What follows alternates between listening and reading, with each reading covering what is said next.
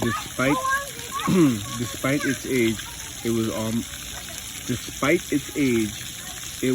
almost always as pristine as the homes in the Garden District.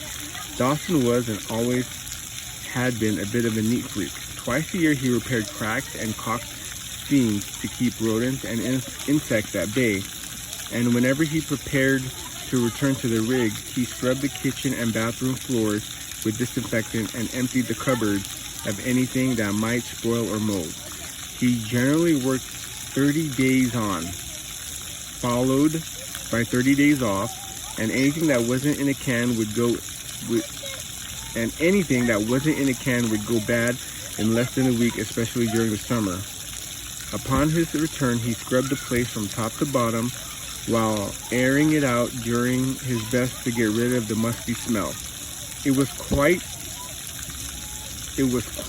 though, and that was really all he needed. He was a quarter mile off the main road, and the nearest neighbor was even farther away than that. After a month on the rig, that was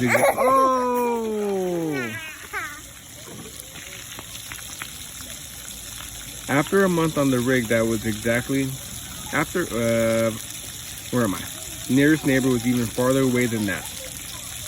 After a month on the rig, that was exactly what he wanted. One of the things he'd never gotten used to on the rig was the endless noise, unnatural noise, from cranes continually repositioning supplies to helicopters to the pump to the endless pounding of metal on metal. The cacophony never stopped. Rigs pumped oil around the clock, which meant that even when Dawson was trying to sleep, the clamor continued. He tried to tune it out while he was there, but whenever he returned to the trailer, he was struck by the almost impenetrable silence when the sun was high in the sky. In the mornings, he could hear bird songs drifting from the trees, and in the evenings, he'd listen to the way the crickets and frogs sometimes synchronized their rhythm a few minutes after the sun went down. It was usually soothing, but every now and then, the sound made him think of home, and when that happened, he would retreat indoors, forcing the memories away. Instead, he tried to focus on the simple routines that dominated his life when he was back on solid ground.